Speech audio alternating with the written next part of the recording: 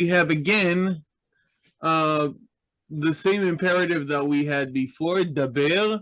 We had that imperative at the beginning of the weekly portion of Acharei Mot.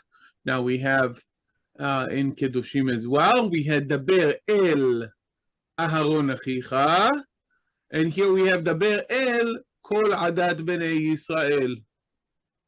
Okay. דבר ואמרת עליהם קדושים תהיו. דבר ואמרת.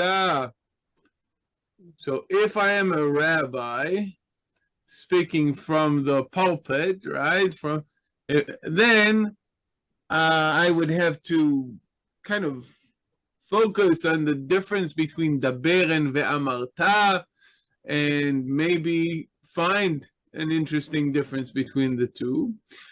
But grammatically speaking, daber ve'amarta is what we would define as hendiades. Two words that together express one concept. So deliver that message. Okay? And this combination is actually quite common, maybe even more common in the book of Leviticus. Okay? Va'amarta alehem, what should you tell them? What should you instruct them? Kedoshim Tihyu. So Kedoshim is the plural of Kadosh. So here we have the singular and the plural form. The singular is Kadosh, and the plural is Kedoshim.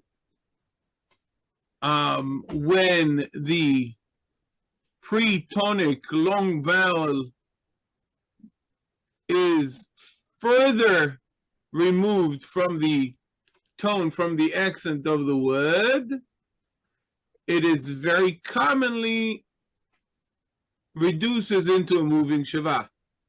This is why we have Kadosh in the singular, masculine singular, adjective or noun, Kadosh, and the masculine plural, Kedoshim, with a shava, rather than the kamatz under the kuf. Very, very common. Okay, so it's very common to see that pre-tonic long vowel reduces into a moving shava when is farther from the tone. An open syllable pre-tonic, that is before the accent, reduces into the moving shava when further put one syllable even further away because of the adding of the plural ending. So Kadosh, Kedoshim, we have it all the time. Okay, it does not, you don't have to remember all of these. Okay, but this is very, very common phonological phenomenon that is reflected by the nikud. I don't think we've talked about it much in the past, but it's an opportunity because we have both the singular kadosh and the plural kedoshim, and you can see the difference here. Okay. Now, this command, Kedoshim Tihyu, is atemporal. And this is why it is using the yiktol form. This is not like a specific action, do it now, okay? It is a command that is atemporal in nature. It's not punctual and requires an immediate execution, okay? But it requires a long-term status, a long-term behavior. and it is addressed to the whole people, the whole community of Israel. Okay? And the reason, the causal clause here is maybe even more interesting or fascinating.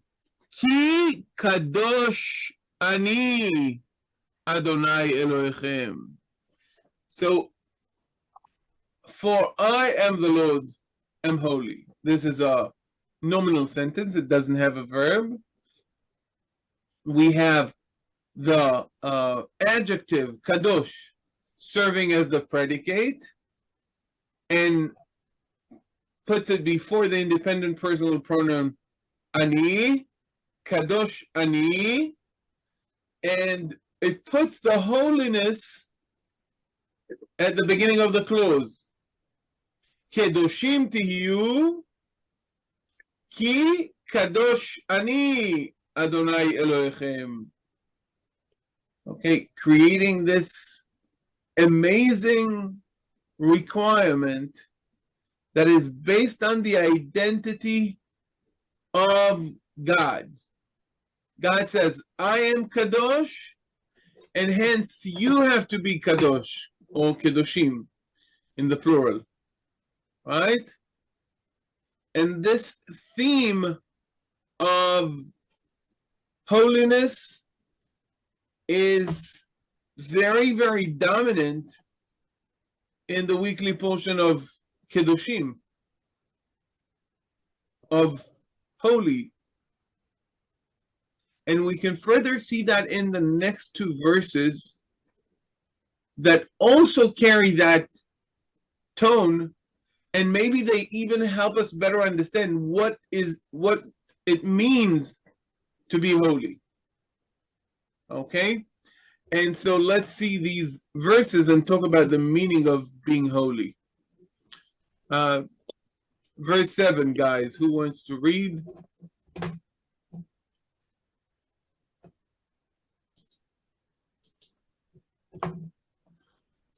I'll read it.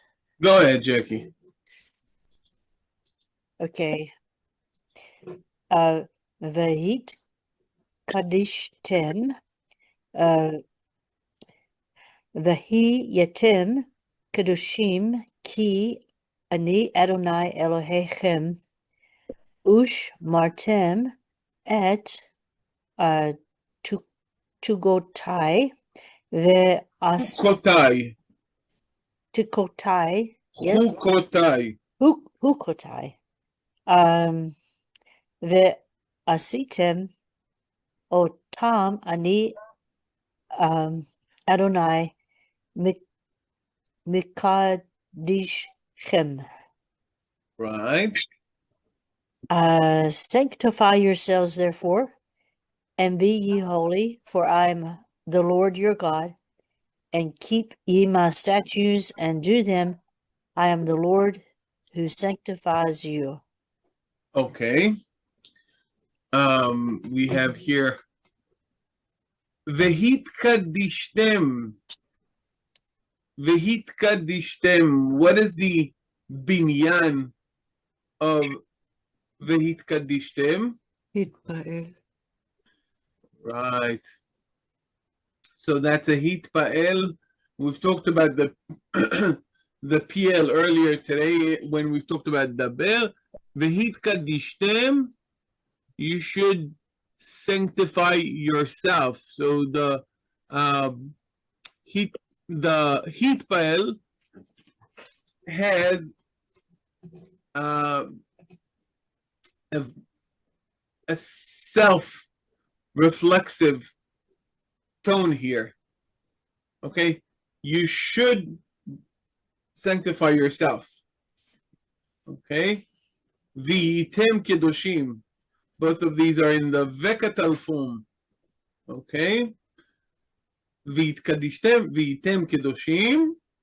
So you should become holy and be holy. Why again? Ki ani Adonai Elohechem. That's the reason. That's the clause, Ki ani Adonai Elohechem, that expresses this cause. This is the causal clause. This is the reason to be holy. This is the reason to become holy. Okay. And again,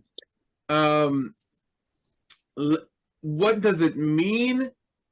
Hitqaddishtem? It means ushmartem et chukotai va'asitem otam. Ani Adonai mekadishchem. So the weekly portion of Kedoshim gives us a recipe as to the meaning of being holy. One of the things that makes you holy is to keep those commandments and to do them. Okay? Why? Because they make you Kadosh. In what way they make you Kadosh?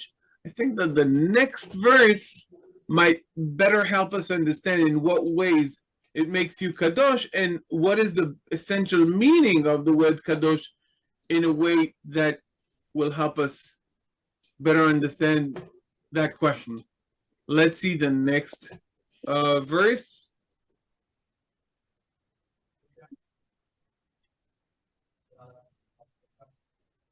Yeah, go ahead, Adrian. V'yitem li Kedoshim, ki Kadosh ani Adonai, va'avdil etchem min ha'amim lihiyot li. And you shall be holy unto me, for I am the Lord. For I, the Lord, am holy, and have set you apart from the peoples, that you should be mine. Right. So,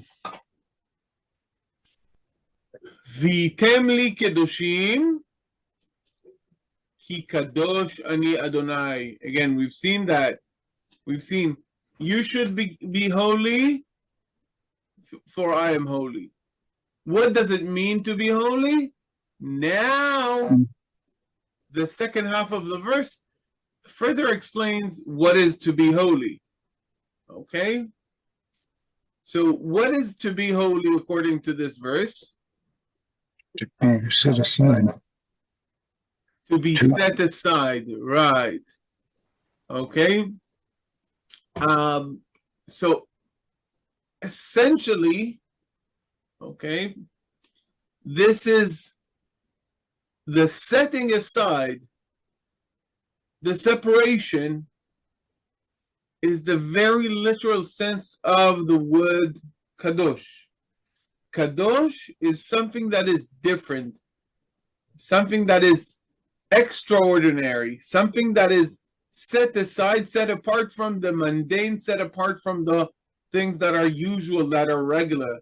V'item li Kedoshim ki Kadosh ani Adonai. The Lord is holy, the Lord is separated, the Lord is set apart, the Lord is not like others, and so the people of Israel should be. Va'avdil etchem min ha'amim lihiyot li. So we have here what we call in fancy grammatical terms an ablative. Ablative, that is min ha'amim. The word min, the preposition min, is used for various purposes. One of them is the ablative. The ablative